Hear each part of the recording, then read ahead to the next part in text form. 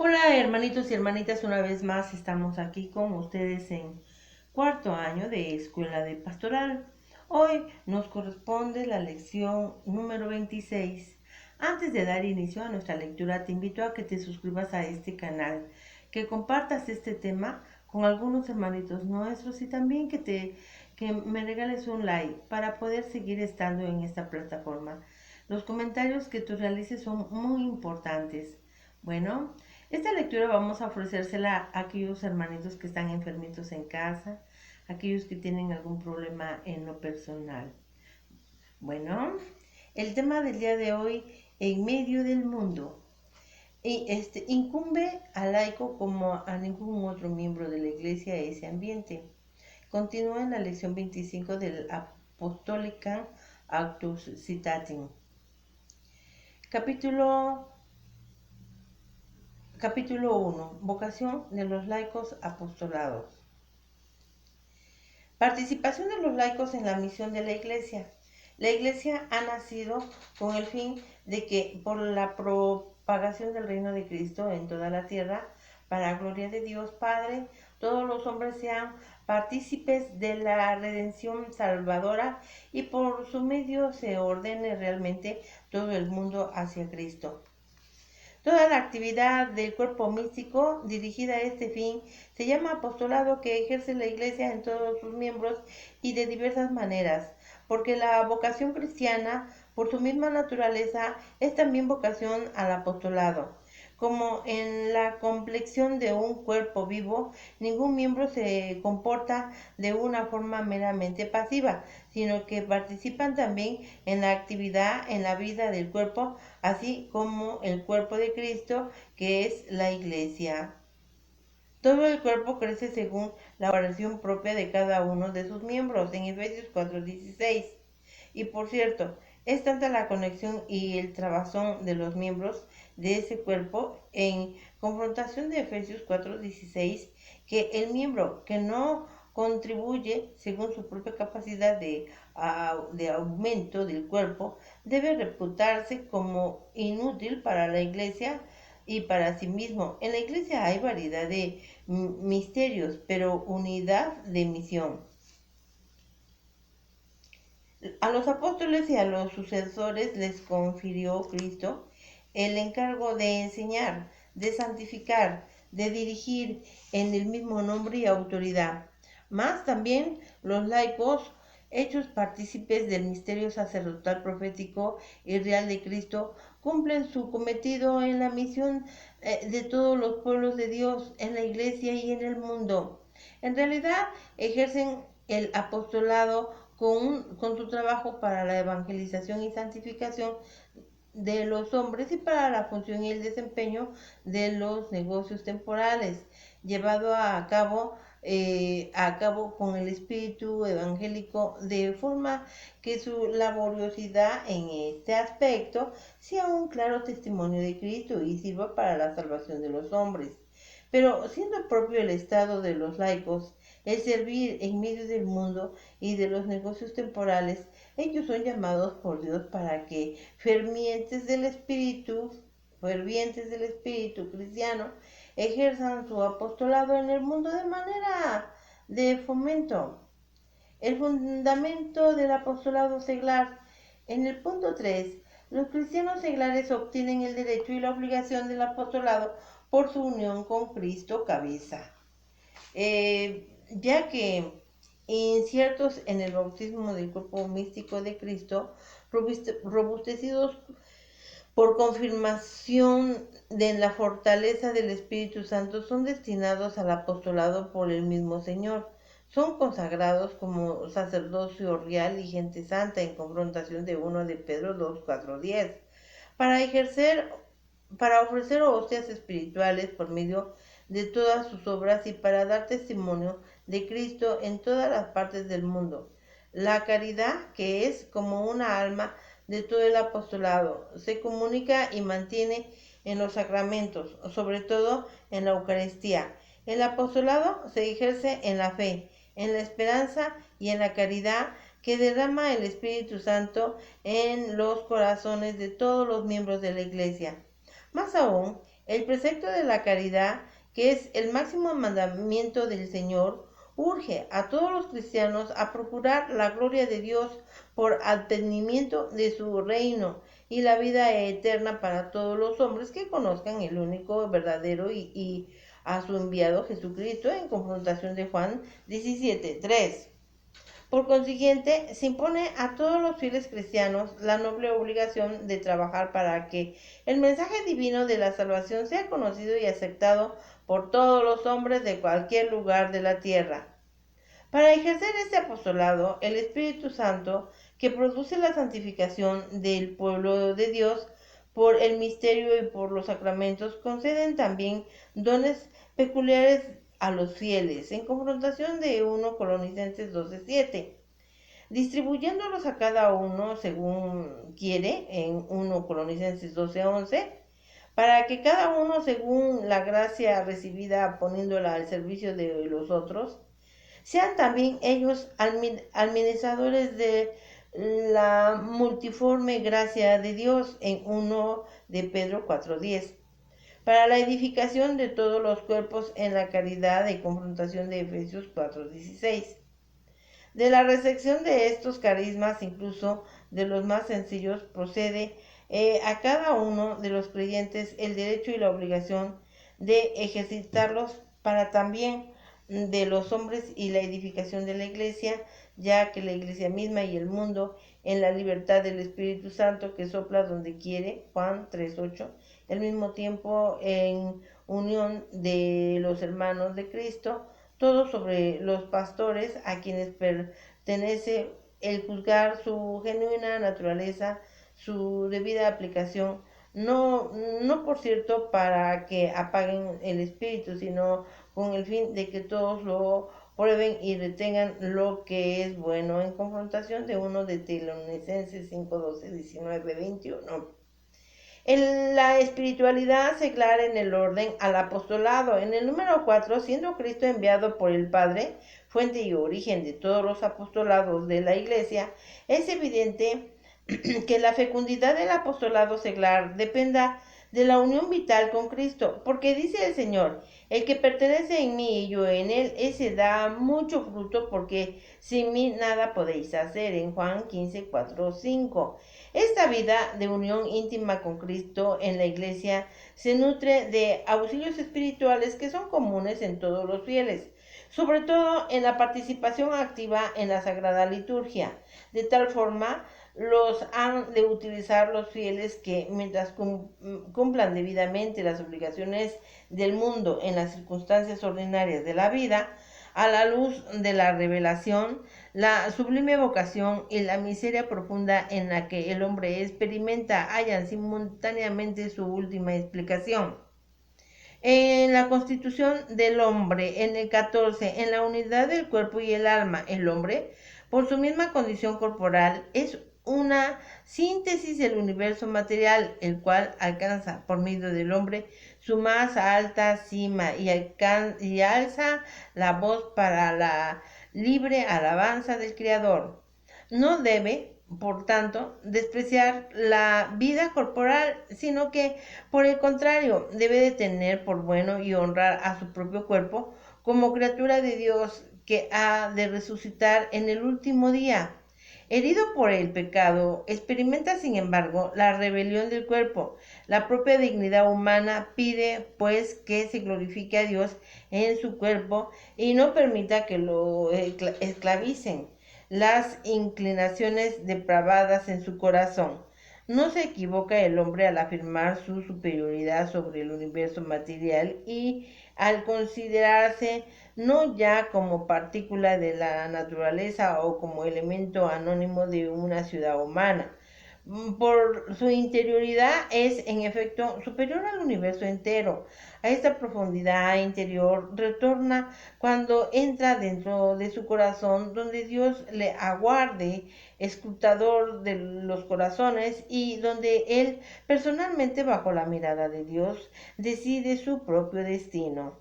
Al afirmar, por lo tanto, en sí mismo la espiritualidad y la inmortalidad de su alma, no es el hombre juguete de un espejismo ilusorio, provocado solamente por las condiciones físicas y sociales exteriores, sino que tocan, por el contrario, la verdad más profunda de la realidad, dignidad de la inteligencia, verdad y sabiduría. 15. Tiene razón el hombre, participante de la luz de la inteligencia divina, cuando afirma que por virtud de su inteligencia es superior al universo material. Con el ejercicio infatigable de su ingenio a lo largo de los siglos, la humanidad ha realizado grandes avances en las ciencias positivas, en cambio, de la técnica y en la esfera de las artes liberales, pero en nuestra época ha obtenido éxitos extraordinarios en la investigación y en el dominio del mundo material. Siempre, sin embargo, ha robustecido y ha encontrado una verdad más profunda. La inteligencia no ciñe solamente a los fenómenos, tiene capacidad para alcanzar la realidad inteligente con verdadera certeza, aunque a consecuencia del pecado esté parcialmente oscurecida y debilitada. Finalmente, la naturaleza intelectual de la persona humana se perfecciona y debe perfeccionarse por medio de la sabiduría, la cual trae con suavidad la mente del hombre a la búsqueda y al amor de la verdad y del bien, imbuido, iluminado. Por ella, el hombre se alza por medio de la visible hacia lo invisible. Nuestra época, más que ninguna otra, tiene necesidad de esta sabiduría para humanizar todos los nuevos descubrimientos de la humanidad. El destino futuro del mundo corre peligro si no se forman hombres más instruidos en esta sabiduría. Debe de advertirse en este aspecto que muchas naciones económicamente pobres, pero ricas en esta sabiduría, pueden ofrecer a los demás una extraordinaria aportación. Con el don del Espíritu Santo, el hombre llega por la fe, contempla y saborea el misterio del plan divino. Dignidad de la conciencia moral. 16. En lo más profundo en su conciencia, descubre el hombre la existencia de una ley en el que él no se dicta a sí mismo, pero a la cual debe obedecer y cuya voz resuena cuando es necesario que los oídos de su corazón advirtiéndole que debe de amar y practicar el bien y que debe de evitar el mal.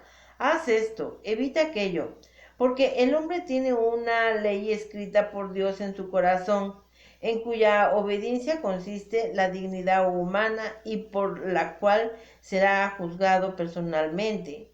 Se siente a solas con Dios, cuya voz resuena en el recinto más íntimo de aquella, en la conciencia, la que de modo admirable da a conocer esa ley, cuyo cumplimiento consiste en el amor de Dios y del prójimo.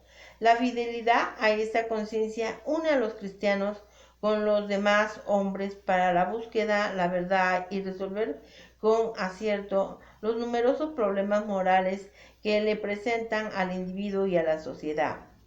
Cuanto mayor es el predominio de la recta conciencia, tanto mayor seguridad tienen las personas y la sociedad para apartarse del ciego capricho y para someterse a las normas objetivas de la moralidad. No rara vez, sin embargo, ocurre que hierra la conciencia por ignorancia invisible, sin que ello suponga la pérdida de su dignidad, cosa que no puede afirmarse cuando el hombre se despreocupa de buscar la verdad y el bien, y la conciencia se va progresivamente entebreciendo por el hábito del pecado. Grandeza de la libertad. 17. La orientación del hombre hacia el bien solo se logra con el uso de la libertad, y la cual posee un valor que nuestros contemporáneos ensalzan con entusiasmo y con toda razón. Con frecuencia, sin embargo, la fomentan en forma depravada, como si fuera pura licencia para hacer cualquier cosa, con tal que deleite aunque sea mala. La verdadera libertad es signo eminente de la imagen divina del hombre. Dios ha querido dejar al hombre en manos de su propia decisión, para que así busque espontáneamente a su Creador y, adhiriéndose libremente a éste, alcance la plena y bienaventurada perfección. La dignidad humana requiere, por tanto, que el hombre actúe según su conciencia y libre elección, es decir, movido e inducido por convicción interna personal y no bajo la presión de un ciego impulso interior o de la mera coacción, previsión externa. El hombre logra esta dignidad cuando, liberado totalmente de la cautividad de las pasiones, tiene a su fin con la libre elección del bien y se procura medios adecuados para ello con eficiencia y esfuerzo creciente. La libertad humana, herida por el pecado, para dar la máxima eficiencia a esta ordenación a Dios, ha de apoyarse necesariamente en la gracia de Dios. Cada cual tendrá que dar cuentas de su vida ante el tribunal de Dios, según la conducta buena o mala que haya observado. El misterio de la muerte. 18. El máximo enigma de la vida humana es la muerte. El hombre sufre con el dolor y con la disolución progresiva del cuerpo, pero el máximo tormento es el temor por la desaparición perpetua. Juzga con instinto certero cuando se resiste a aceptar la perspectiva de la ruina total y del adiós definitivo. La semilla de eternidad que en sí lleva, por ser irreductible, no limitada, a la sola materia, se levanta contra la muerte. Todos los esfuerzos de la técnica moderna, por muy útiles que sean, no pueden calmar esta ansiedad del hombre. La prórroga de la longevidad que hoy proporciona la biología no puede satisfacer ese deseo del más allá que surge ineluctablemente. No se puede eludir el corazón humano. Mientras toda imaginación fracasa ante la muerte, la Iglesia, aleccionada por la revelación divina, afirma que el hombre ha sido creado por Dios para un destino feliz situado más allá de las fronteras de la miseria terrestre.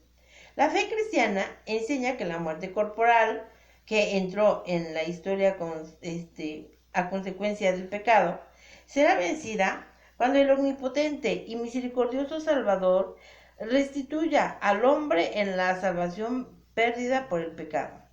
Dios ha llamado y llama al hombre a adherirse a Él con la total plenitud de su ser en la perpetua comunión de la incorrupción vida divina. Ha sido Cristo resucitado en el que ha ganado esta victoria para el hombre, liberándose de la muerte de su propia muerte. Para todo el hombre que reflexione, la fe, apoyada en sólidos argumentos, responde satisfactoriamente al interrogante angustioso sobre el destino futuro del hombre y al mismo tiempo ofrece la posibilidad de una comunión con nuestros mismos queridos hermanos arrebatados por la muerte, dándonos la esperanza de que posee ya en Dios la vida verdadera. Formas crecientes del ateísmo. 19. La razón más alta de la dignidad humana consiste en la vocación del hombre a la unión con Dios. Desde sus mismos nacimientos, el hombre es invitado al diálogo con Dios. Existe pura y simplemente por el amor de Dios que lo crió y por el amor de Dios que lo conserva. Y solo se puede decir que vive en plenitud de la verdad cuando reconoce libremente el amor y se confía por entero a su Creador. Muchos son, sin embargo, los que hoy en día se desentienden con todo o se desentienden de todo de esta íntima y vital unión con Dios o la niegan en forma explícita. De este ateísmo, uno de los fenómenos más graves de nuestros tiempos y debe de ser examinado con toda atención, la palabra ateísmo designa realidades muy diversas. Unos niegan a Dios expresamente, otros afirman que nada puede decirse acerca de Dios. La- los hay que someten la cuestión teológica a un análisis metodológico tal que repunta como inútil el propio planteamiento de la cuestión. Muchos, rebasando indebidamente los límites de la ciencia positiva, pretenden explicarlo todo sobre alta base puramente científica y por el contrario rechazan sin excepción toda verdad absoluta. Hay quienes exaltan tanto al hombre que dejan sin contenido la fe de Dios, ya que les interesa más a lo que le parece la afirmación del hombre que la negación de Dios. Hay quienes imaginan un hombre por ello rechazado que nada tiene que ver con el Dios del Evangelio. Otros ni siquiera se plantean la cuestión de la existencia de Dios porque al parecer no sienten inquietud religiosa alguna y no perciben el motivo de preocuparse por el hecho religioso. Además, el ateísmo nace a veces como violenta protesta contra la existencia del mal en el mundo o como adjudicación indebida de carácter absoluto a ciertos bienes humanos que son considerados prácticamente como sucedáneos de Dios. La misma civilización actual no es sí misma, pero por sí su sobrecarga de apego a la tierra pueden dificultar el grado notable al acceso del hombre de Dios. Quienes voluntariamente pretenden apartar de su corazón a Dios y soslayar las cuestiones religiosas, desoyen el dictamen de una conciencia y por lo tanto no carecen de culpa. Sin embargo, también los creyentes tienen en esto su parte de responsabilidad porque el ateísmo, considerado en su total integridad, no es un fenómeno originario, sino un fenómeno derivado de varias causas entre las que se debe contar también la reacción crítica contra las religiones y ciertamente en algunas zonas del mundo, sobre todo contra la religión cristiana. Por lo cual, en esta génesis, elaboración, el ateísmo puede tener parte no pequeña los propios creyentes en cuanto con el descuido de la educación religiosa o con la exposición inadecuada de la doctrina o incluso con los defectos de su vida religiosa, moral y social. Han velado más bien que revelado el genuino rostro de Dios y su religión. El ateísmo sistemático 20. Con frecuencia el ateísmo moderno reviste también la forma sistemática, la cual la acción caritativa como distintivo del apostolado cristiano. 8. Si bien todo el ejercicio del apostolado debe proceder y recibir su fuerza de la caridad, algunas obras, por su propia naturaleza, son actos para convertirse en expresión viva de la misma caridad que quiso Cristo Señor fuera prueba de su misión mesiánica en confrontación de Mateo 11, 4, 5. El mandamiento supremo de la ley es amar a Dios con todo el corazón y al prójimo como a sí mismo en confrontación de Mateo 22, 27, 40. Ahora bien, Cristo hizo suyo este mandamiento de caridad para con el prójimo y lo enriqueció con un nuevo sentido. Al querer hacerse él uno mismo objeto de la caridad con los hermanos, diciendo, ¿cuántas veces hiciste eso a uno de estos mis hermanos menores? A mí me lo hiciste, en Mateo 25, 40. Él pues, tomando la naturaleza humana, se asoció familiarmente todo el género humano con una cierta solidaridad sobrenatural y constituyó la caridad como distintivo de sus discípulos con esas palabras. En esto conocerás todos los que sois mis discípulos, si tenéis caridad unos con otros. Juan 13:35.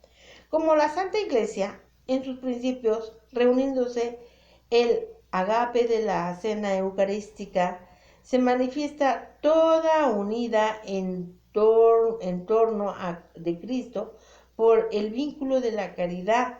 Así, en todo tiempo, se reconoce siempre por ese distintivo de amor y al paso que se goza con la empresa de otros.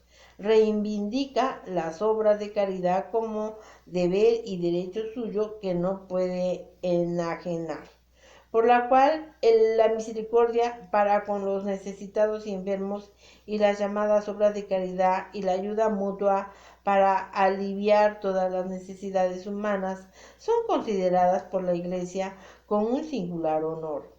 Estas actividades y estas obras se han hecho hoy mucho más urgentes y universales, porque los medios de comunicación son más expeditos, porque se han acortado las distancias entre los hombres y porque los habitantes de todo el mundo vienen a ser como los miembros de una familia. La acción caritativa puede y debe llegar hoy a todos los hombres y a todas las necesidades. Donde haya hombres que carecen de comida, de vida, de vestidos, de hogar, de medicina, de trabajo, de instrucción, de los medios necesarios para llevar una vida verdaderamente humana, que se ven afligidos por las calamidades o por la falta de salud, que sufren en el destierro de la cárcel, allí deben buscarlos y encontrarlos. La caridad cristiana, consolarlos con cuidado diligente y ayudarlos con prestación de auxilio. Esta obligación se impone ante todo a los hombres y a los pueblos que viven en la prosperidad.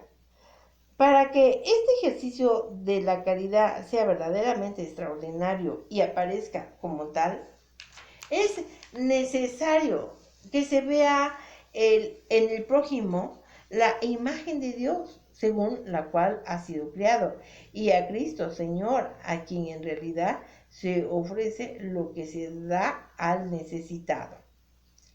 Que se considere con la máxima delicadeza la libertad y la dignidad de la persona que recibe el auxilio. Que no se manche la pureza de intención con ningún interés de la propia utilidad o por el deseo de dominar. Que se satisfaga ante todo a las exigencias de la justicia y no se brinde como ofrenda de caridad lo que ya se debe por título de justicia. Que se quiten las causas de los males, no solo los defectos, y que se ordene el auxilio de forma que quienes lo reciben se vayan librando poco a poco de la dependencia externa y se vayan bastando por sí mismos. Aprecien por lo consiguiente en el mundo los laicos y ayuden en la medida de sus posibilidades las obras de caridad y las organizaciones de asistencia social, sean privadas o públicas o incluso internacionales, por las que se hace llegar a todos los hombres y pueblos necesitados un auxilio eficaz, cooperando en esto y con todos los hombres de buena voluntad. Hemos terminado la lectura, hermanitos y hermanitas. No se te olvide inscribirte a este canal. Comparte este tema con algunos hermanitos y sobre todo regálame un like, es decir, una manita arriba. Espero que te encuentres muy bien en salud y ya próximamente vamos a dar las reflexiones de cada una de las lecciones leídas. Bueno, nos estamos viendo para la próxima. Bye.